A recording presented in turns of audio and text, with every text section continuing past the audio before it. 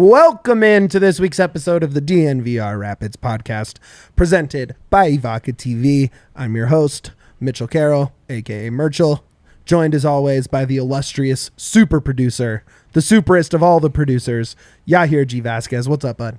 Nothing much, man. Here just fighting over a couch that doesn't matter at this point, but we're going to keep fighting. Hey, it's my couch until I say otherwise. Yeah, doesn't really like the couch. Also joining us tonight, to my right, downtown Duane Brown, art director for All City Network and specifically DNVR, or Pidsman himself. Duane, welcome aboard. Good to be back. You're back. I'm back. You're back. I didn't mess it we up still have last we week. still have bagels on the brain, dude. And then from the C38 podcast, from the C38 tailgate, from the C38 supporters section, from right here on this couch, Jared Giesler. Good to be here. You're here. You're Glad to back. be talking some Rapids. You're jacketless. I am jacketless. It's warm out, so the burgundy jacket's probably retired for a few months. I really thought you would just have it on just for the show. No, it's air sorry. conditioned. Yeah, I can't dress up for you guys every time. All right, fair enough. That is a nice shirt, though. Thanks. All right, guys.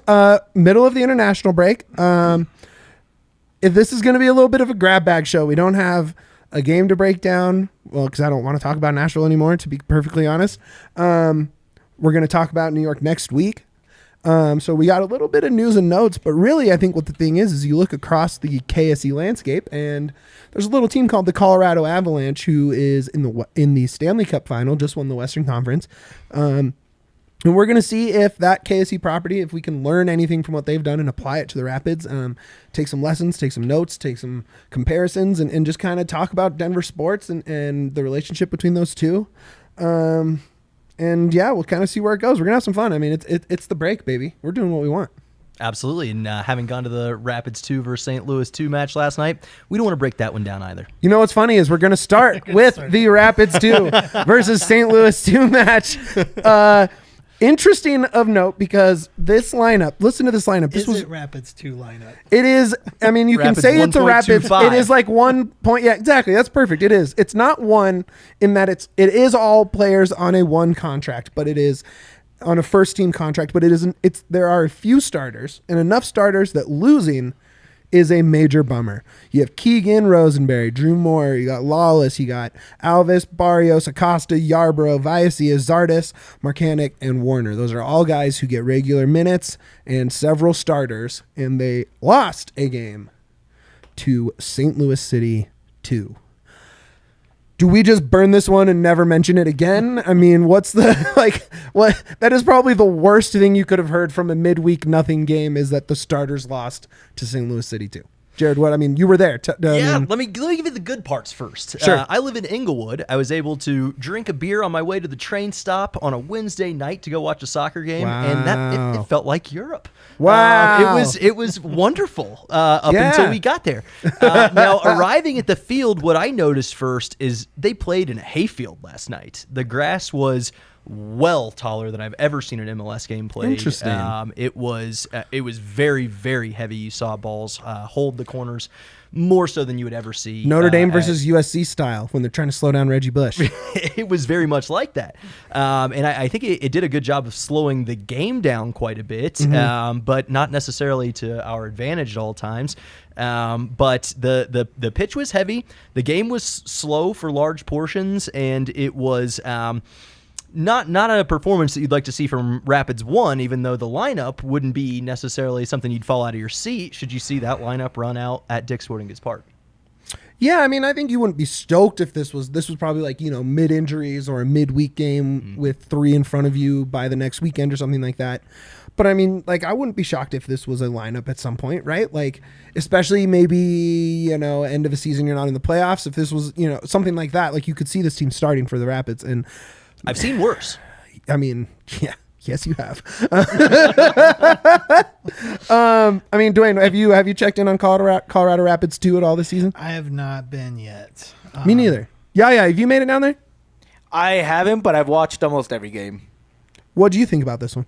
Burn it down, don't ever look back, and cry a little bit in the closet and just do what you got to do to get over it. Because I think these guys, with the full acknowledgement that I did, I've only read and looked at the box score.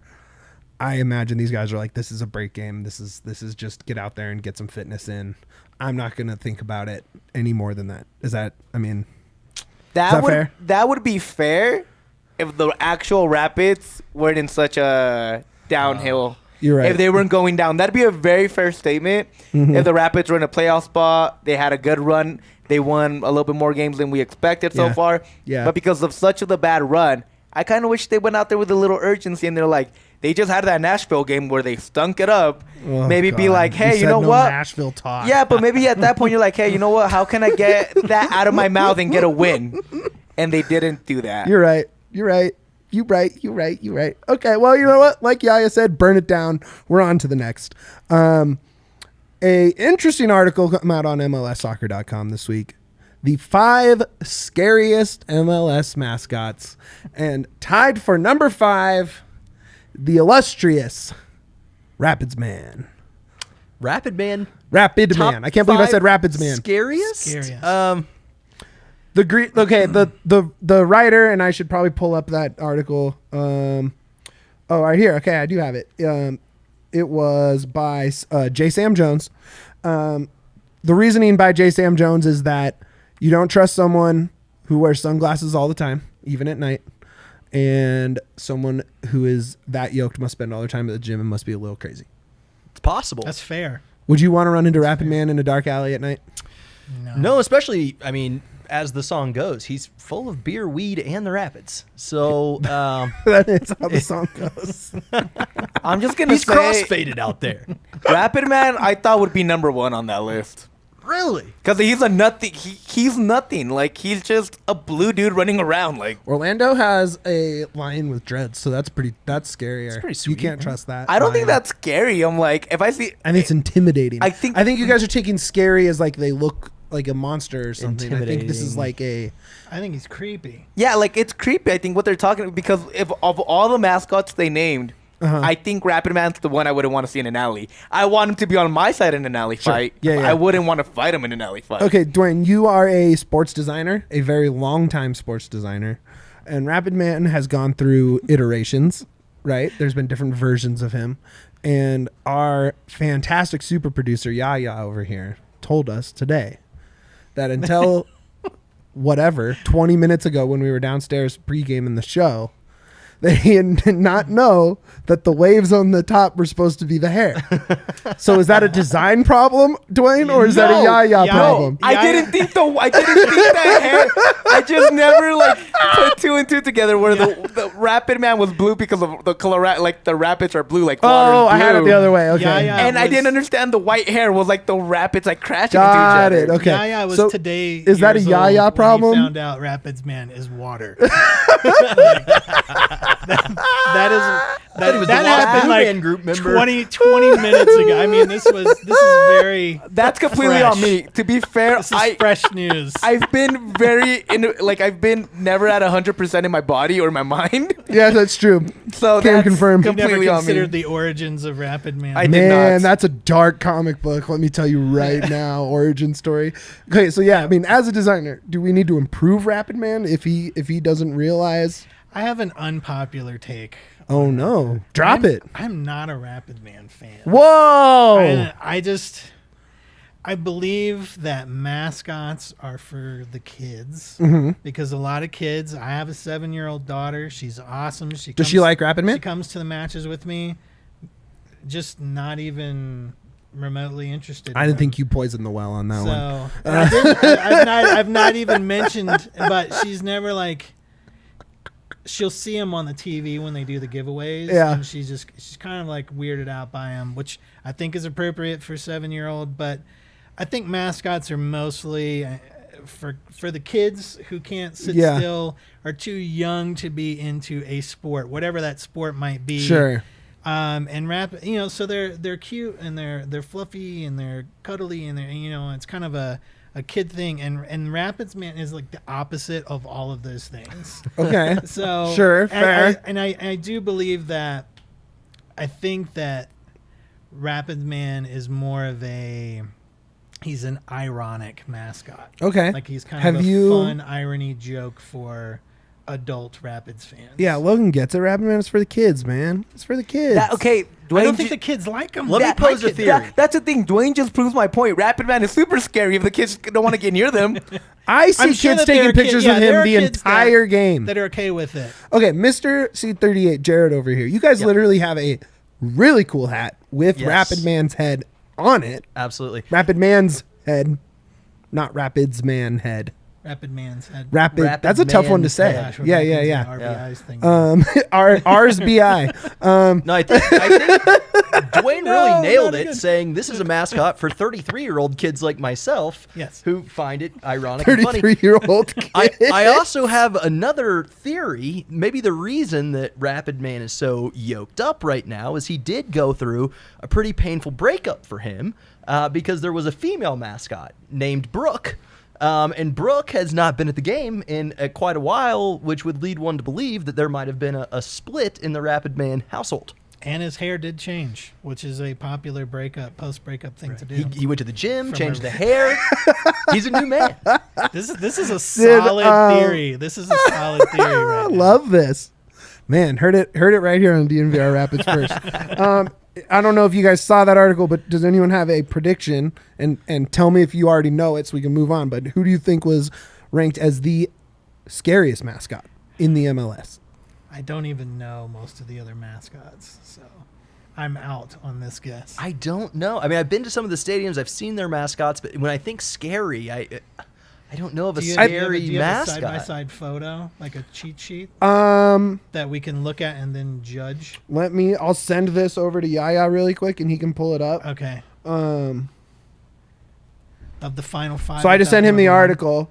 I'm looking at the article right now, and I take back everything I said. There's way scarier mascots out there. Can you pull up the Yeah, give me a minute. Yeah. So the scariest is a brand new mascot in Charlotte, Sir Minty, which is a face on a soccer ball with like weird spiked goalie gloves kind of looking with a crown, and I think is that the one that's a train with a soccer ball face, or is that one of them is a train with a soccer ball face? Oh my gosh, I gotta see this. There really is nothing that. Oh no, he has like a royal like cape.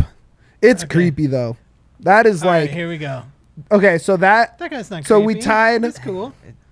So we tied right there. We tied with the New England Revolution right there. No, he it's looks not like the creepy fox at from the all. Wes Anderson movie. Exactly. That's not very this is not intimidating. scary at all. I didn't think. That just shows you how tame the rest of the mascots are in the MLS. That's a lovable mascot. That's Yep. good. All We're right. So good keep there. going. We We're got good this there. really creepy picture of We Rapid talked Man. about Rapid That's Man. the jersey release. I think that was at Dairy Block. Yeah. Wow. There you go.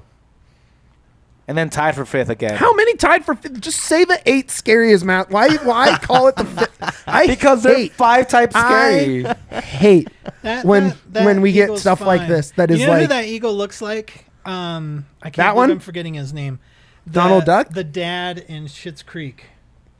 He's got those eyebrows. Eugene Levy. Eugene Levy. Yes. That's Eugene Levy as a bird. I was thinking more the bird from Little Mermaid. Whoa, That- no, that's it. Oh, That's yeah, what I was yeah, thinking. He yeah, looks like a that's true, bad. too. He looks Yep. like a really That's bad Disney That's character. it. All right, thing all right, about keep Eugene. scrolling. Keep scrolling. Okay.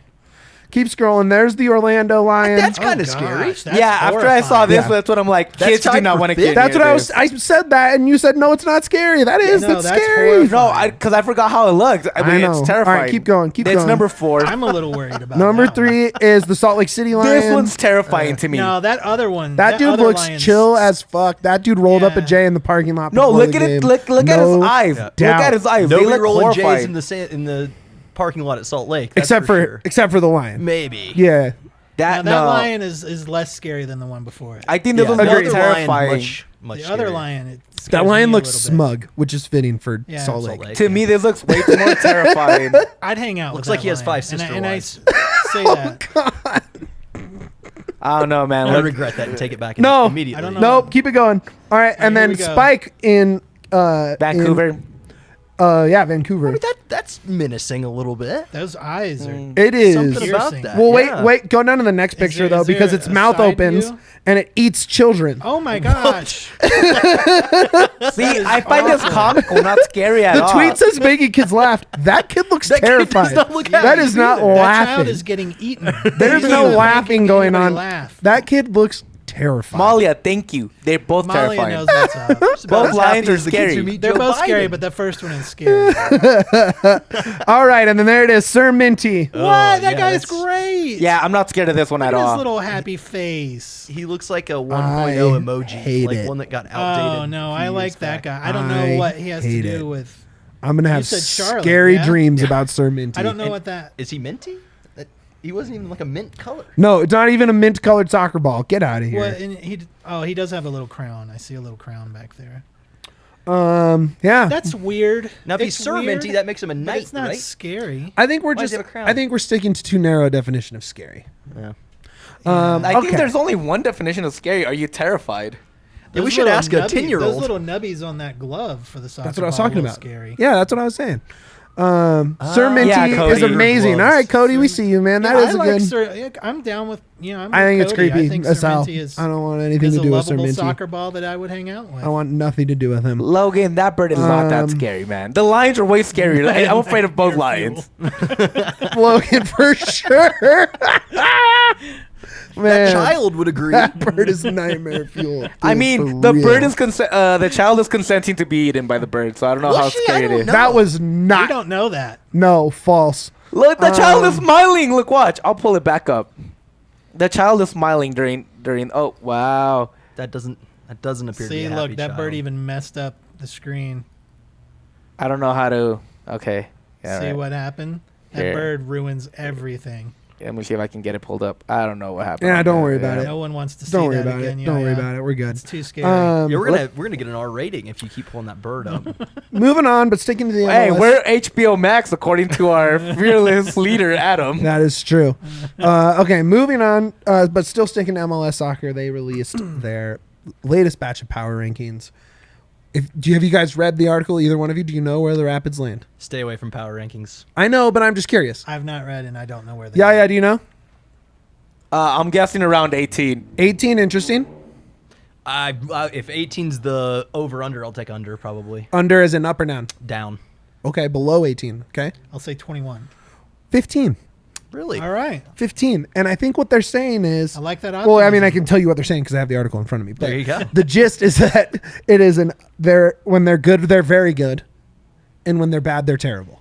Which puts them right in the middle. Which means they're probably about 15 It's right if in you the average out the good and the terrible. Puts you about Makes right in the middle. sense.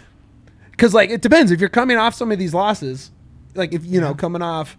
Oh God, I don't want I don't know, to Nashville? think too hard about these, but like you're like, oh man, that was awful. But then you come off the the win over LA and the win over Seattle, and you're like, man, these guys can beat anybody, right? So I think 15's about fair. Because I mean, I wouldn't call them the 15th best team. Well, if they're really good In and they're the really league- bad, 15 makes sense. Correct. And at the break, I think that's fair because they are on the outside looking in. But I think if you look at all the teams in the league outside looking into the playoffs, I would take the Rapids over most of them. Fair. Not all of them, but most of them. We'll grant you that. Right? Okay. If most of them gets us into the playoffs, then I like that. I mean, assessment. yeah. Hopefully. Let's talk about a team that is in the playoffs. The Colorado Avalanche. Hey. Not just in the playoffs, the Stanley Cup final. Colorado. They are Avalanche. playing for Lord Stanley's Cup. They went 4-0, Avs in 4 against the Edmonton Oilers. Someone called it the week before. Just smoked them. And then yeah, I did. Oh, Actually, sorry. I called it. Thank you, Duane. I called it. Called it I called the sweep. because I didn't believe you, and then you proved me wrong. I was just very overconfident in them. Jared, I'm going to start with you. How much of this Avs run have you taken in? Hey, a big hockey fan when playoffs roll around, so I've caught most, if not all, the Avs games here in the last month and a half. Really? Yeah. All right. Is that would you say that's average for you, intake? Average when the Avs make a deep playoff run. I mean, when the Avs are in the playoffs, I'm paying attention. I'm just a Denver sports guy. So love that. Regular season, if I'm at home and there isn't anything on TV and the Avs are playing, I'm going to take that in too, usually. So had a pretty good grasp of who the star players were, who the exciting names are coming up and that kind of thing, but really have dove a lot deeper since the playoff run started. Okay. Duane, how about you? How much have you taken in? I mean, you're a Rangers guy, so it might be us versus Duane here in a second. Yeah, not feeling confident about that, but you haven't been confident since. I've not been confident since the first round. Yeah, or not Ducks, Penguins. They're all dumb birds. Birds, dumb birds. Keep it going. Yeah, I mean, I'm a big hockey fan, so when I can watch throughout the season, I watch. Discuss it with friends. Everything is super fun in Colorado right now. I love it when the Avs are killing it, and I am so happy for Avs fans that the playoff curse, the second round curse, is broken. Yes. And and we're playing for the cup now, and I'm all in. I don't see any way the Avs. I know people don't want to hear this, like, don't jinx it. I just don't see any way that the Avs lose keep knocking. this I'm one. going to keep knocking. You keep knocking. Yeah. But this is a solid team. I think if you are an Avs fan, we are all Avs. You cannot not be excited about what's happening right now. It's awesome to watch. It is. And lucky enough for me and Yahya here, Yahya, of course, the producer of DNVR Avalanche, gets to do every pregame show, every postgame show, every off-day show. And I am the watch party host here at the DNVR bar. We have been lucky enough to watch essentially every Avs game this season, which for me was great because as you know, soccer and basketball are pretty much, and then football are pretty much my sports. And soccer is really, especially with liking teams across 3 leagues, has really just pushed my NHL knowledge base down, right? Like I couldn't name one player coming up in the NHL draft, anything like that. But being able to watch them all year, this team has been so fun. And we're going to try and draw some parallels here and tell me if I'm crazy, which I probably am. Been told that before. But what I see with this team is young guys coming into their own and finally establishing themselves as the potential that we saw is now the reality that we see. Right. And is that, I guess I can't get, I was going to say like, that's kind of like the Rapids because they have a ton of young guys who are pretty good, but they haven't reached that potential yet. Yeah. Right. And when I messaged Jared about this, I was like, yeah, we're going to see what we can draw from the Avs to the Rapids. And he goes, oh yeah, all you need is 3 MVP level players and you're going to win a championship. Literally everybody I talked to around the company, I told them, yeah, this is what I want to talk about today in the Rapids. And they're like, all right, tell the Rapids to get the top 3 players in the world in. 3 of the top 3 players in the world, and they're right there with everybody else. Easy. But the great thing about the Avs is it's not always about those top 3 players. Yeah, the depth. They've got depth. They show up. Somebody gets Kadri, injured. Lecky, Manson, Comfort. Shows up and scores the winning goal. And it's just... There is obviously a huge difference between the Avs and the Rapids. Yes. Owned by the same owner. Owned by the same owner. Similar color scheme. Both very strong, very creative GMs that are doing good work. So there's some nice parallels too. But there are definitely things that the Avs do that I wish the Rapids would do. For sure. I'm sure we all do. One of them being scoring goals. Yeah. They score goals, in waves. Yeah, in waves. And they do it solo. Somebody comes in, they've got a shot, they'll take the shot. They come in, if they need to make the pass, they'll make a beautiful pass. There's another goal. And sometimes I feel like sitting in, the stadium watching the Rapids, I feel multiple times we see one of the players coming down, get into the box, and I feel like everybody in the stand is yelling, shoot! And he either doesn't and the ball is taken away, or he looks around for the pass and then misses that pass. And so we don't see that confidence in shooting from the Rapids that we obviously see the Avs do, but we also don't see those beautiful passes and crosses that are being made from the Rapids right now either. Yeah, and our the homie Joseph Samuelson, I saw some tweets from him today. Last year at this time, they had 11 players that had scored, and I believe 7 with multiple goals.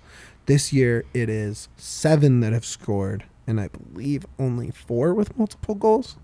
Sounds right. Yep. I wouldn't doubt it one bit. Which is not the case with the Avs, and I do think that, and I think you could compare last year's Rapids team much more to this year's Avs team than you can this year's. It was a win by committee. It was getting all the right pieces in the right places. I think the biggest thing for me this year, and I have talked about this on Twitter a bit, but Sakic went and got pieces that have come through big time. Yes, down the stretch and in the playoffs, right? And last year, you saw Porig go and get pieces that really fit in. I mean, specifically Baji, but it really put the puzzle pieces together and made that fit. And I think Porig with Frazier is where you see the similarities with the Avs the most in that strong Sakic Bednar team, right? Yeah. Like whether or not the players on the field are matching the Avs, which they're obviously not because it's not the best team in franchise history. Right. I mean, am I off base there, Jared? It feels like organizationally these teams are similar in terms of strong leadership off front office and on. Yeah, and I think you nailed it with Bednar Frazier comparison a little bit. I kind of looking down the list, it's hard to find a player for the Rapids that you compare to a guy like McKinnon. Yeah, unfortunately, MLS is not take over. MLS is not the league to compare to the NHL. That's not fair. It's tough. Yeah, it's true, but. The game last night, Max is a guy that could in a couple of years be an MVP level player who really pulls all the strings in the attack. We're just not quite there yet, but I like the Bednar Frazier comparison because you've got 2 relatively young coaches who are probably one of the most prized assets in that position in the league, and both with huge futures ahead. So I think that's a good place to start. Handsome fellas too. Real good looking. Bednar wears the heck well out of dressed, that suit, man. Woo, buddy. I don't know. I saw wasn't Frazier like tucked in t-shirt into jeans last weekend? Yeah, there's been some not a great look. choices made. Not a great look. He's not a tracksuit Not guy a either. great look. He's not a Pablo guy when it comes to fashion and style. Very dad fashion. A tucked-in shirt's not as bad if it's like a white tee and black pants and some dress shoes. That was not what it was. Yeah, I think Frazier and I have this in common too. Fall guys. Once you get to fall, he can rock a sweater. Sweater, khakis, looking great. I'd love Frazier to wear your shirt though. Well, hey, Seeing Frazier in your shirt would be awesome. we can make that happen for him. That shirt? Yeah, the one he has on right now. I want to see Frazier in that jacket. Burgundy jacket on the sideline. I think he may have to get it resized, but we can probably find one for him. I think you got maybe not. I don't know. Bigger than Yeah. I think one thing that really pulls from this Avs run is, and this can kind of pose, and I'll pose a question to you guys based on this, but one thing I've really pulled from it is there's been, I would say, cathartic moments for players that have led to team success, right? The obvious and easy one is Kadri, right? Just receiving mountains of hate, racist hate, bullshit, dealing with bullshit after bullshit, needing police outside his hotel room, police escort literally out of the locker room onto the ice. And proceeding to beat that city and into then oblivion. just whooping St. Louis's ass with a hat trick on the road, avoiding cheap shots and dominating them. But then you have a guy like Comfer who kind of disappeared in the season, and all of a sudden just like that moment where he gets out of the box, sprints on D, then out hustles the clearance, wins it, puts it in, game winner, series over, was, I think, such a moment of redemption for a guy that hasn't necessarily been on, the favorite players list for a lot of people. I think he's struggled at times. And I just think you keep seeing stuff like that. And I guess my question now is, if this is a Rapids team of destiny, and this is a big if, but if there is a team like this, what sort of moments do you have to see like that? Is it a Max getting it together and scoring 5 goals the rest of the season, 5+? Is it, I mean, like what? Where does that come from? Where would that magic come from, I guess? What would be the source of the magic? Jared, I'll pass that one off to you. Yeah, I mean, Max coming along would be great, but I think that's kind of on schedule. I don't think that's a redemption arc. Sure. We've got some wingers right now that are yes. in some pretty Barrios specifically. rough stretches. Yep. Barrios and Lewis. Mm-hmm. I think Lewis is the JT Confer of the Rapids, for sure. Interesting. I'd say it's Barrios because he hasn't scored in like 20 games. A while. Yeah. And Lewis's goal, I mean, they awarded him the goal a couple of weeks ago. No, it was his goal. No. We're not getting into it. That was his goal. They counted it because they wanted to, but if it wasn't away, if they were playing at if they're playing some other place, if they were away, they would not have been. Don't care. That was his goal. Anyways, goal lost, so beautiful, right? No, but I think both those players could have a redemption arc in them. Mm-hmm. A guy like Barrios was potentially, we talked about him as player of the year last year. He's great with Price, and He's great. I don't understand quite why the spark isn't there this year with Barrios. With Lewis, I think we've seen skids before with Lewis, but either one of those players, I mean, we're really struggling to get production from the wings, not only goals, but also assists. We cross ad nauseum. I mean, we've talked about that before. We cross a ton, but not a lot of end product to that. So if we can get goal contributions, whether that be goals or assists, or even secondary assists, which you don't get credited for like you do in hockey, but those passes leading to goals from the wing positions, and if it's not one of those two, then I think it's going to be interesting to see what we do with those positions, whether that's an area that we try to address in the transfer window, or if we've got some players that might step into that position. And there's a few names to be kind of had there, but we've certainly not gotten anything out of our wingers really all season. It's been tough. Duane, what do you think? Where do you see the potential magic for a team coming from? So I'm going to expand it and say that, I mean, who would disagree with you on the wingers? So, I agree 100% on that. But I would say I think if there is a redemption story to be told, it is for the team itself. If we're comparing it to the Avs. Right. The Avs play like every game is an elimination game. Every time they get on the ice, everyone on that squad is all in. First in They're pace, hungry. First in penalties. They drawn. want to dominate the game. Yep. This squad does not go to game sevens. Nope. And when I look at the Rapids, I don't get that feeling at all. I sometimes feel like this sounds mean because I love this team so much, but I will watch this team on the pitch and I feel like they're clocking in to do a job. Yeah. And I'm not even sure if they like going to work. Talk about that's the Nashville game. Complete. And I mean, and look at what happened last night. Yeah. It's like you punched it and lost to a team. It's the same zero thing. business sharing a field with those players. And I don't feel like this is a team that is hungry to win, in the same that way, wants to dominate the West to get to that first seed. It was such a celebration last year, It was awesome. And it was great to be there at the stadium. And now I feel like this is a group that I'm not, and I'm sure that I'm wrong on this because I'm not in their heads, obviously, but from an outside point looking at what's happening on the pitch, this feels like a team that's not all 100% in it. I wonder if that's a cohesion thing. I wonder if last year's team was just tied a little tighter. I know this year there's some extra language barriers with some of the key guys, or not key guys because you can't call Max a key guy yet. But, I think there's some of that. I think there's been a lot of injuries to start, and I wonder if that's what it is.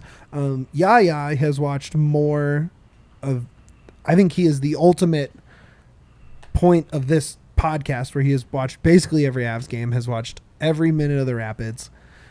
Yeah. I mean, what is your biggest pull from the Avs that you can apply to the Pits, and kind of just like what can they learn? What is, this is specifically the topic that you want to talk about this week. What is your biggest pull from this? So my biggest thing is like you see the Rapids, you see where they are right now. They're struggling, right? This reminds me a lot of the, I believe it was 2019, 2018 Avalanche team that barely squeaked it into the playoffs and had to go to Game 82 to go into the playoffs. This is what this team reminds me of. It's a team that's very talented, but yet has not gotten to its own. For redemption arc, I think the biggest redemption arc, if we're not JT Compher, but if you want to look at Kadri, I think you have to look at Mark-Anthony Kaye. Kadri for a long time, he was good. People always touted him. He was the top six guy all the time. But this year he's having a career year. That's kind of what we need from Mark-Anthony Kaye to have that career year. We need him to take that step to elite, which is what Kadri has done this season for the Avalanche, and what propelled the Avalanche to being one of the deepest and one of the best teams in the NHL right now. I think the Avalanche have the depth. I think the Rapids have the depth. I think they're exactly where they want to be, and I think that's where they pictured themselves at the beginning of the season, honestly, talent-wise and depth-wise. But I think it's more of a mental hurdle at this point, and that's something that Fraser is going to have to struggle with, just like Jared Bernard did for the most season. I think you hit the nail on the head with your points about Mac there. And it's what really separates these Avs is it's guys kind of realizing the peak of their powers, right? Mm-hmm. Like, I think that goal that McKinnon had against, was it the Blues? Could have been the Preds, but where he took it from behind the net, skated past everybody, and just the sick little flip it to the roof was just a sign that this guy is there. Like, this is the guy. There's no doubt now he's done it on the biggest stage. He's the guy. And I think Mac, because, I mean, it's tough to compare this to the MLS, right? The MLS is the somewhere between the 8th and 12th best league in the world, maybe in terms of talent across, like, you know, top to bottom on the roster. But I think Mac is a guy who has found success on an international stage, and I think if he can turn in that season that we have seen the flashes of, that all of a sudden you're carrying a team farther than it probably could go. Is that fair? I mean, you've watched as much back as anybody, Jared. I mean, is that... Yeah, I really like Mark-Anthony Kaye. I was excited when we signed him. I think our fortunes are tied to how well he plays. Might be a situation where...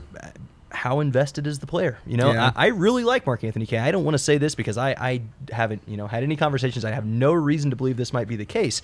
But you look at how well Canada performed qualifying out of CONCACAF. This is a golden generation for Canada. Mm-hmm. They've got Jonathan David. They've got Alphonso Davies. These are truly top world-class players that he plays with Canada. Dominating at Bayern. How much mentally is he already in Qatar?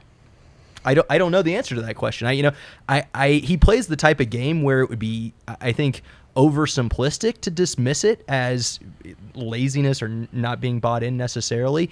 But we haven't seen 8s and 9s from him this season. It's been 6s and 7s. 6s and 7s. And really with a player like that, if we can get 8s and 9s, those are games we're going to win. And Jack Price is the ultimate inconsistency, right? But he also has some very obvious physical limitations. Mac does not have physical limitations. He's a specimen. He is an absolute. He's got every physical tool in the book. So given that we do have Jack in there as kind of the metronome, hopefully we can see more and see Mac progress because the better he plays, I mean, it's going to be a direct correlation to how many points we finish with at the end of the season. And that's why I say he's such like a big Kadri comp. Because once Kadri took that step to having that elite status this year, becoming an all-star for the first time in his career, that's when the Avalanche knew they had the depth to keep going. You saw it against the Oilers. Mm-hmm. Without Kadri, they struggled a little bit. Now, you translate that to the Rapids. When they don't have a Mac, they struggle to create. They struggle to go into the attack a lot more often. That's why I think Mac is such a key to unlocking what the Rapids should be, just like Kadri's was for this Avalanche team, to unlock where they are now. I also think that there's a Rubio-Kadri sort of comparison there in that it's a guy that has maybe taken a lot of heat, and in the face of that heat, especially coming off of last year's playoffs for Kadri into the season, now, top What he finished top 5 in points in the league, something like that. Definitely top 10 points in the league. And now you have him sitting at 7 goals, 6 goals, 7 goals. He's been fantastic. He's been amazing. He's a half a goal a game now for the Rapids, and seeing him kind of fight through that hate from, I don't think he gets outside hate. I think it's purely Rapids fans that hate on Diego Rubio. I think the rest of the MLS understands that he is a very talented goal scorer and can put goals on the board. Probably doesn't strike fear in opponents when they see him on the team sheet, right? Sure. So he doesn't get the heat from teams that are like, oh, we hate Rubio. I mean, who do you hate? You hate either players that have left your team or that destroy your team every year. Right. And Rubio hasn't really been that guy, except for leaving Kansas City. I'm sure he gets a little extra hate there. Right. But I think it's going to take sustaining this run, because I think we are in a purple patch here. If he can sustain that for a full season, then I think that he starts to show up, not only getting more love from Rapids fans and less of the, well, this is a hole we definitely need to fill. We brought in Zardes, and so far Rubio's been the better of the two. But if Rubio can continue his pace for this season in its entirety, then I think he starts to be a player that other teams don't like to see in the team sheet when we roll into LA or we roll into Salt Lake. Yeah, and I mean, I'm more, and the Kadri comparison is much more a statistical one in that he went from kind of a negative view of him to a statistical leader in the league, not even just on the team. And I think, and to speak to the depth that you said, I think that's the Zardes move, right? Is that now you just added another top level player, and top level is relative to the MLS, right? Like, I'm not putting him on a level with the Erling Haalands of the world or anything like that. Yeah, for sure. But and the way you look at it too, how you're saying about depth. Yeah. When we had Porrick in here, he talked about our job is to replace the player and become better. Mm-hmm. He tells them every time they walk into the building, every time a new player walks into that building, he's like, our job is to replace you. Tell me why I shouldn't replace you. That's the same thing Joe Sakic has done. Dude. Yeah, unreal. Like Joe Sakic did the exact same thing, especially this trade deadline. He did it with the defense when he got Josh Mountain. He did it with the offense when he went to go get Andre Cogliano. He told his players, he told his players, my job is to replace you. Tell me why I shouldn't. And everybody steps up. And that's one thing that Porrick and Sakic have in common a lot, that they're both willing to do what's necessary to improve the team. Shout out Susie Hunter real quick. Go Pids. Yeah, we love Susie. Susie's awesome. Real quick, we do have a question from Cody. Yeah, let's get that because Zardes just came up. It's perfect. Cody says, quick Rapids question. Will we see Zardes start again for the Pids on the 19th against NYCFC? And do y'all think this is a good idea to have him in front? And I will pass this off to Jared, but I do think in terms of good idea to have him in front, I think it's the only logical spot for him is in front of Rubio. Also, Rubio won't be playing because he accumulated. Oh, you're right. Yeah. So there is no Rubio. So he you need Zardes. Definitely be in front. Yeah, you need Zardes because Rubio won't be able to play. And is that a good thing or a bad thing is the other part of the question. I think we're in a situation where we're dating Zardes right now. We are not married. He doesn't have a long 4-year deal or anything. This is a prove it situation. So, yes, I think we see Zardes at every chance. Anytime he's healthy, I think he's in the lineup right now. For that very reason, we have paid for this player who does have a high profile. Whether or not he's the long-term solution, I think, is what really the rest of the season will show. I don't know, and that's interesting because I don't view this as a long-term solution. I view this as bringing in reinforcements. I feel like it's a Kai Kamara situation. Yeah. Stopgap. Like it's a stopgap. I don't like the term stopgap because I think he's better than that. I think he's better than a stopgap. The guy was a half a goal scorer for multiple seasons. He had over 50 goals and over 100 appearances for Columbus. So calling him a stopgap, I think, is not necessarily accurate. Obviously, Jared doesn't agree with me. I think you have to view the player. You have to view the player that you have, not the player he was at 27, 28 years old. Sure, that's kind of what tough. And that's that point is exactly the point I was going to make with Jared. Like right now, he hasn't produced to be the DP that we wanted him to be. So that's how I think the stopgap label comes in. And I think that's where you start looking into the future, into the Yappies, into the Torres, into the transfer window for a younger striker to see what happens. Yep. Well, we are going to look ahead into the future, and I'm going to have some questions for you guys that you don't know about because that gets the best answers. But before that, I want to talk about the homies at Ivaka TV. They are Yaya's homies. He has them in his house. He uses them all the time. He watches Rapids games. He records Rapids games and watches them multiple times thanks to the homies at Ivaka TV. Even the bad ones, guys. Even the bad ones. Have you not been able to watch them because you have the other guy that doesn't carry altitude? I'm not even going to say it. You know who I'm talking about. Now you can watch all your favorite Colorado teams thanks to Ivaka. It's a totally new approach to TV programming delivery that is less expensive, easy to watch, and offers a superior picture. Services include local networks like Altitude and AT&T Sportsnet, so you can catch your Rocks, catch Susie Hunter's Rockies right there on your Ivaka TV. You won't miss the rest of the Rapid season if you have it. How do you sign up? You go to ivaka.tv/DNVR. Use the promo code DNVR, and you'll get $10 off your first 3 months. That's only $15 per month. For the first 3 months, plus the receiver, there is no contracts and no hidden fees. Go over there, sign up with the homies at Ivaka. Okay, and we just talked about looking into the future, right? And do we have this stopgap? What's the plan looking like? All right, so this is a great break. It's not exactly halfway, but it is, this is what I would call the halfway mark of the season. We have a pretty good sample size of what's behind, pretty good example size ahead of us. So can we apply what we've seen moving forward? We've talked about this a little bit, I think on our last show that we did just the two of us. But so far, I would say the position group that has shined the brightest has been the outside backs. That's the Keegans, Lucas, Markinek, and Beta Shower's had a great season. Beta Shower's done well. Beta has been amazing. Yeah. So I'm going to pass this around to each of you guys. Is that the right answer to that? Is there someone else? Like, where the biggest strength of the team, and is that sustainable? And you guys can kind of bring up your biggest strength going in, and do you think that's sustainable? And we can kind of all talk about if that's what we're going to see. So, Jared, we'll start with you. Yeah, I think you're right. As far as a position group, the outside backs probably have been the strongest. And like you said, you kind of threw us a curveball here. I didn't know that question was coming. But in my head, I'm trying to think of the last time I could remember a team whose strength was outside backs that's won a trophy at any level anywhere. It's an odd one for sure. Outside backs are there to kind of shut down opponents' strongest positions. Typically not your goal producing area, and certainly not an area where you see like the sexy names and like big time star players.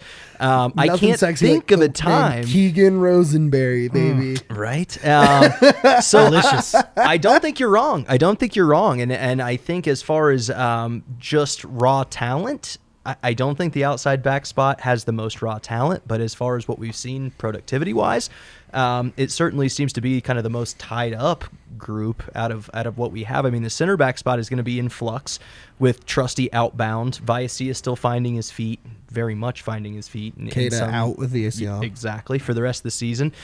Drew Moore. Old. He is old a little bit, yeah. A little.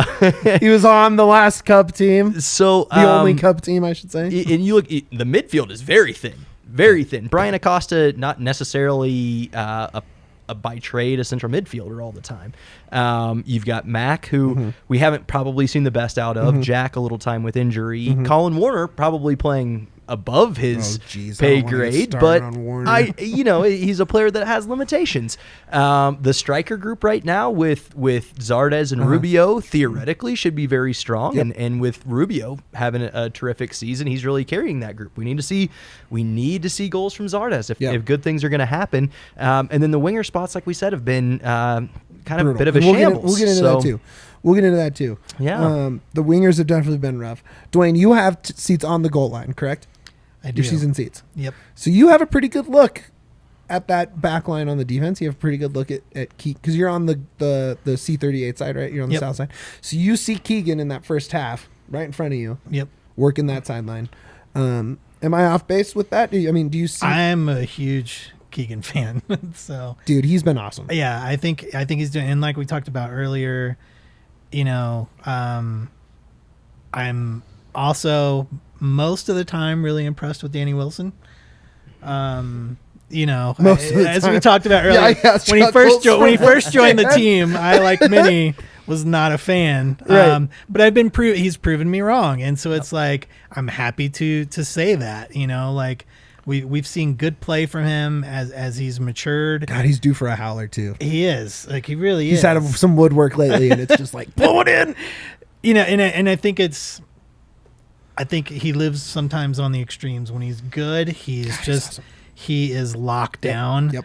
And when he's bad, it's real bad, And so, we got off on a tangent there, but I do like most of the time what I've seen from him as well. But yeah, no, I'm a Keegan fan for sure, and I think he, like Rubio, is having an undercover great season. Yeah, it's not being noticed a lot. Like Rubio, like we were talking about earlier. Yeah. It's like, I mean, the dude, I can't remember what it was. He was like, was it third-ish for goals? Yeah, I'll look that up. But I mean, he's just he's undercover good, right? It's like no one is always seeing that, and a lot of times Rapids fans are purposefully not seeing it because we have been, and I'll say it, and I love Porg. I think he's been a soccer wizard for the most part. That's true for us, Yeah. But there's also been statements, that are years old now that we're going to address the striker situation, so I think Rapids fans are clamoring for that so much, and they've been so hopeful that that's going to happen that they don't see Rubio making it as happen. a solution. That's what I'm saying. Yep. He's undercover, and I think Keegan's the same way. Like, so I'll say that. So to answer your question before, Jesus Ferreira, who just started for the U.S. men's national team against Uruguay and looked pretty good, at least put himself in good position, not great finishing, is tied with San Jose's Iba Bise with 9 goals.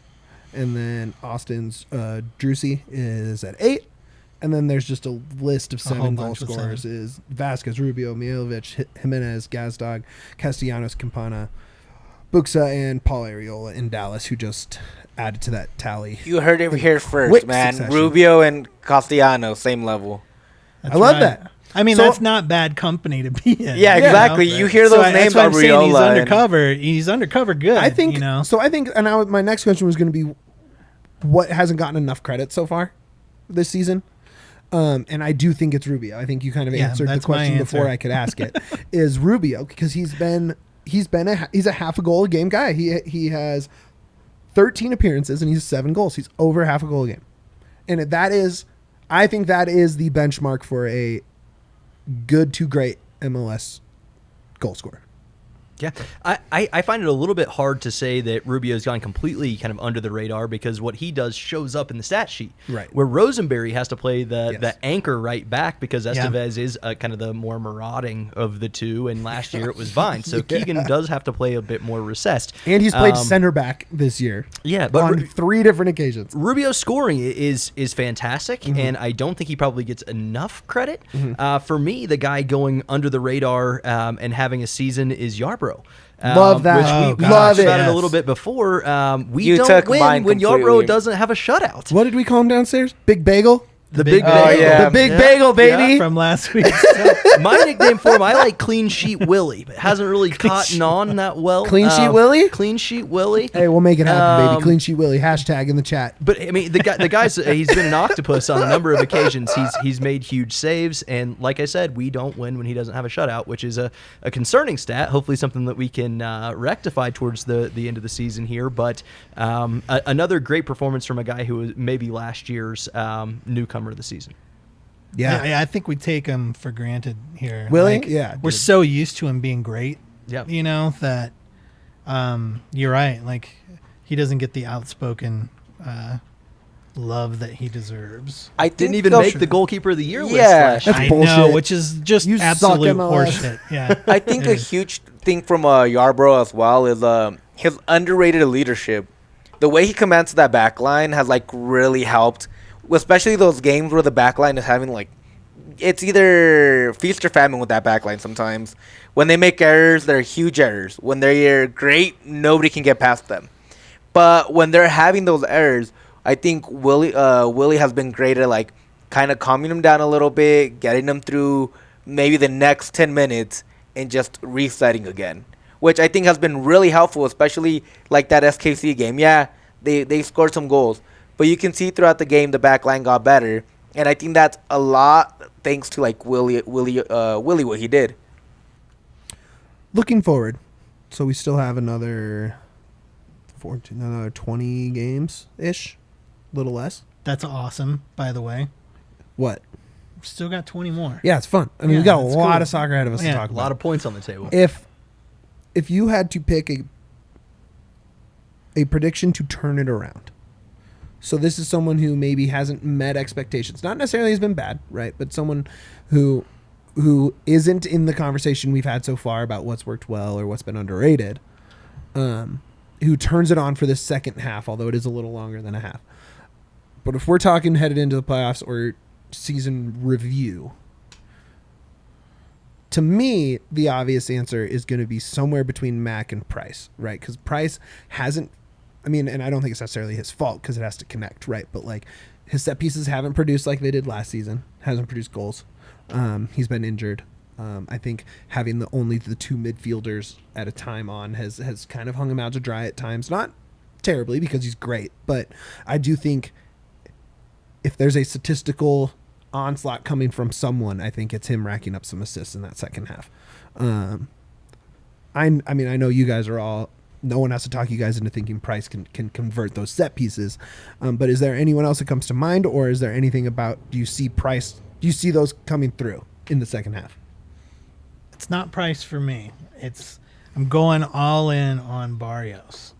Mikey B, dude. So I love Barrios. I think that man is the truth. Like when he's flying down, like, and I'll just say this, seeing him destroy defenders, and that is the highlight of the Nashville game, was Mikey coming in and just annihilating everything in his way. I love watching him play. The Brazilian cannonball, dude. It's figure, and here's where I don't know what the weakness is, and again, because I sit on the goal line, so I'll watch those crosses, and it just feels like he gets there, he puts the cross in, and there's no one there.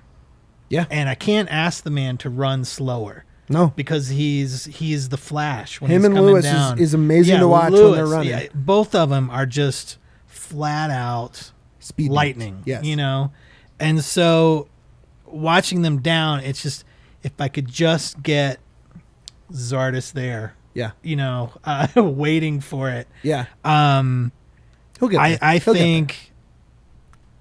think if that happens, like, Barrios is the truth in the second half. Like, okay, I love that because he's due. He's due, man. He's due. He is. He's been playing really well. Better than what the first half of the season has produced for him. He's been playing well. Jared, what do you think? I would love to hear Robin's answer to that question. I'm not exactly sure. I'll ask him next time I see him. Yeah, please do. I'm not exactly sure what it's going to take. I think not only with Barrios and Lewis being crossers, with Estevez and Rosenberry also being crossers, Zardes fit the mold so damn well.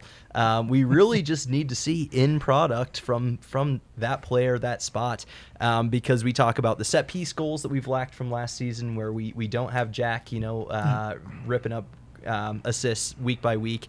The outside backs, we're a cross-heavy team, really. It seems borne out over the course of the last 18 months.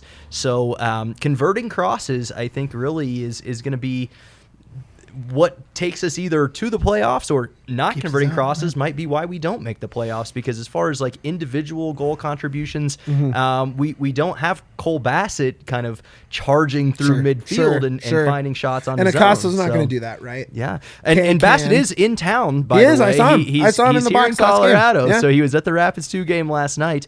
We wish him the best at Feyenoord, but man, a player like that is something that we're really missing in midfield. So Max would be kind of the natural replacement there to kind of step in.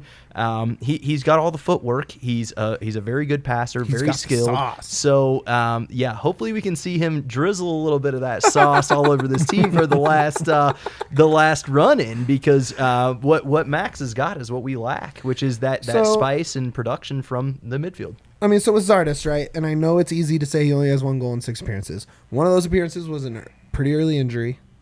One of those was coming back from injury, and he only played 45. and maybe I'm so far off here, and I am totally willing to be wrong on this, but I am going to bank on him producing more than not in the next half. And I know everyone says, "Oh, we have to see it."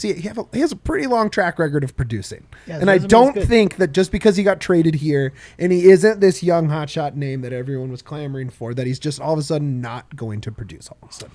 Caleb Porter didn't think he could. And I was hoping that those comments from Caleb Porter would kind of drive Zardes on to like the FU goals when he got here. Sure. To show that he was the guy. Like, again, he really only has 4 true appearances. So 1 goal and then no, because one of those was also he was only on for 25 minutes in his debut, right? Yeah. So really 1 goal in 3 true games. 1 pin earned by Rubio. So, I mean, we're still waiting to see an open play goal. Fair. And you're talking about, that's a number of minutes. No, you're right. I think it's a little bit, again, a little bit Rorschach where, if you're really positive about Zardes, you go, well, he just has clearly not had enough time. He hasn't been able to settle in. Yes. His first game he played without even, meeting half his teammates. I saw him looking at the together. iPad for like 15 minutes before he came on. Right. So, but also you look at the total number of minutes for a star striker you're bringing in, you'd like to see an open play goal in that time. Sure. Whichever way you look at it, I mean, I think we can all agree that our fortunes are very tied to Zardes this season, and the better he does, the more he scores, probably the better we finish in the Western Conference. Yeah. So, as a team that right now has to scrap for points and really have to make a case to make the playoffs here, I think that's really going to make all the difference is whether or not he can find form. Super producer Yahya, do you think Zardes turns it on if you had to put your money on it? If I'm going to be completely honest, I hope he does, but to me it's like such a 50-50. 50, that's crazy. Because, again, my whole saying this whole season is believe a player when they show you who they are. He hasn't showed me that this short appearance in his debut, 2 injury games and 3 starts is showing you who you are versus his whole career. You got to look at the Columbus. I'm also talking about Columbus, because players do go up and down. They do. And I like Zardes. I'm really excited that he's on the Rapids. I'm wishing nothing but him to be like the goal scorer that we've been wanting. But how I said, when a player shows you who they are, you take it and you run with it. And he just hasn't showed that. And I'm not just talking about his Rapids career so far. I'm talking about the last year, maybe year and a half of how he's played. And I think he'll be okay. And I think he'll score goals. But us expecting him to be that goal scorer that we're looking for, that DP level, might be a little hard. It might be a little off base, unfortunately. But I think I wouldn't be surprised if he actually goes full DP mode and makes me eat my words, and he scores 10 goals in the next 20 games, 10 goals in the next 15 games, and I'm like, okay, makes sense. So not surprised. Last year, so this season with Columbus, he had 2 goals in 8 appearances, not great. The year before, 11 and 24. The year before that, 15 and 26. So pretty close to that half a goal a game, even in the down year that you're saying he had. If he does 11 and 24 for the Rapids, I think that puts them right in playoff contention. Yeah, and and exactly, and that's what I'm saying. Like, if he does it, I wouldn't be surprised. I'm like, okay, makes sense. Sure. It's Zardes. Just banking on that, it's a little hard for me to say that's what we need. It's a little hard for me to say that's what's gonna happen. But again, I wouldn't be surprised. Sure. I'm hoping for it because I love Zardes. Sure. We did the reaction pod when he came to Denver. Lost my mind. Yeah, and as a Mexico fan, again, as a Mexico fan, it's a guy that I was always afraid to go up against the U.S. Yeah, he was always in the box. I like him. He is a threat. We haven't seen it yet, unfortunately, for the Rapids. If I had to choose anybody that's gonna turn around for the Rapids, let's hear it. I think it's one of the kids from Rapids too. I think, and I've said this plenty of times. I've said it on pods. I don't know who it is. I'm wishing it's Yappy. I'm wishing it's Yaya. But the thing is, I've said this plenty of times. You need to put pressure on the first team. You need to tell them there's a kid on your butt trying to take your spot. What are you going to do about it? And I think all it takes is one of those players to come up and show that they want it more than anybody on that first team.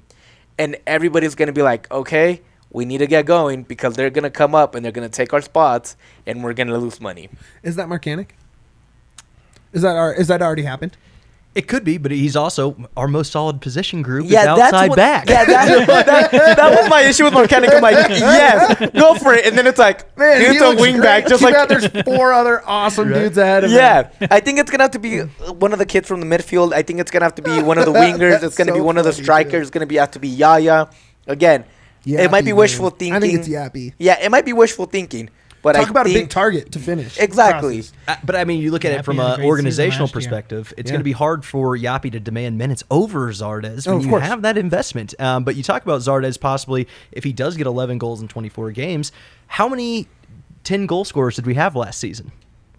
Zero. Quite so literally zero. I think we can all count on Rubio to get to 10 this season. Oh, God. If he doesn't. Zardes gets to 11. If he doesn't, delete the tapes, man. Delete all of them that we said about If Zardes gets to 11 and we have 2 10 goal scorers, I think we're sitting in the middle of the pack in the Western Conference, potentially even hosting a home game. So yeah. I think that that would be a come good situation. Oh yeah. So yeah, I'm excited to see it. I mean, 10 more goals from Zardes in the next 20 games. That's half a goal. So here's a follow-up question for you. You get to play GM, or coach, whichever you like. What's the cutoff for Zardes? Like, what's the deadline to start showing goals? Into the season. How many games you're gonna give him the whole season? Of course, I'm you give have him the to. whole season, Yeah. and then we let him go if he doesn't produce. Yeah, I mean, or you bring him back if he does. But what if you've got Yappy that's and just like turns it on and is like showing an amazing. For Rapids I don't know 2, if you've watched Rapids 2. I know the Rapids 2 are not great. But let's say the tables turn like today. It would be the most dramatic turnaround in season. Do you make that swap? Well, I think, or do you just say no? We dump money on this, so we just stay the course. Even if it keeps us out of the playoffs. I think there's a world where Porg has to decide between Yappy and Zardes. I really don't. Yeah. I don't. And look. Great if I eat my words, because then Yaya's prediction comes true and we have a real piece on our hands. But Yappy isn't even 18 yet. He's a kid. Nor is he tearing up Rapids. And he's not even producing goals at the second level. My question is he not producing because of talent around him? Yes. Or is he not producing because he hasn't? Because the midfield there is struggle bus city. Well, like, if you look at it this way, you put Yappy on this Rapids team with Mark Anthony K running the show, with Diego Rubio right behind him, and not say elite, but 2 good wingers. Mm-hmm. These are 2023 dreams we're having right now. No, it might be, and it very might well be, but like, you put him there, right? You put him in that Zardes spot. Is he going to be able to run into the box and score more than Zardes? Maybe not, but will he show the effort that gives Frazier a little bit more confidence, maybe? That's the thing that to me, it's more about a mental kind of thing with this team that it doesn't seem like they have it right now. I think they need to light a fire under their ass. I think that's the biggest issue with the Rapids. I think their players are talented enough. I think their coaches that have good strategy. I think everything's there except for the mental aspect of the game. Well, if you talk about lighting a fire under people's ass, one way to do that might be, say, having to play on a college pitch on a Wednesday night in front of a couple dozen of your but then they didn't. But then friends. they did nothing. Like, you might as well put Rapids too. So I mean, that's the thing is, like, are there going to be consequences for them basically not caring, not showing up, or is it just let them keep being mediocre? Look, you invested in Frazier, right? You are all in. And I mean, that doesn't mean anything. He could leave soon. I think the long contract was a statement. Yeah. Yes. You're invested in him. And by being invested in him, you're invested in this system, right? And I think it's going to take time. I think he's proven that this amorphous blob of 3-back to 5-back to 4-back with outside backs in front of attackers, with these only 2 guys kind of holding down the middle of it. Like, it's going to take time to find those right pieces. Are they all here? Probably not. I mean, that's not how sports works, right? Like, that's not how contracts work. Like, you kind of have to deal with what you have until you can change. But I think at the end of the day, you have to take positive. The outlook has to be more positive than negative at this point, I think. Whether that means, are they going to have playoff success? I can't say that. But I think you have a great system. I think you have great young guys in that system. I think you have a lot of guys who have bought in. And if the end of the season comes up and you have guys that like Zardes or, some like, say, Akasa just never turns it on, or whoever it is just doesn't ever buy in, Try again. Porg's really good at that. Porg is really good at finding pieces. And not to, tie it to whatever we were talking about earlier, but that's a consistent key to success for these KSE teams that have been good is the front office has been able to turn pieces that don't work into pieces that do, whether that's the Rams, the Nuggets, the Avs, and now the Rapids. Heck, even the Mammoth, dude. The Mammoth are in the finals, won the finals. They're in the finals. They're in game 2 barely. So. Sick. Go Mammoth, dude. Go Mammoth. Okay, I want to end it with this. It's very short. It will say it's a yes or no question for the three of you. Yes. Will the Rap playoff game? Oof. No. I'm going to say no. Playoff game? Yes. I don't know how Playoff we're game? going to get there. Hosting a playoff game. Let's go! Yasolina's recharge, baby! Scram, scram, scram, scram! Let's go! All right, guys, that's going to do it this week for the DNVR Rapids podcast. Thank you to Duane. Thank you to Jared. Of course, thank you to the illustrious producer, Yahya.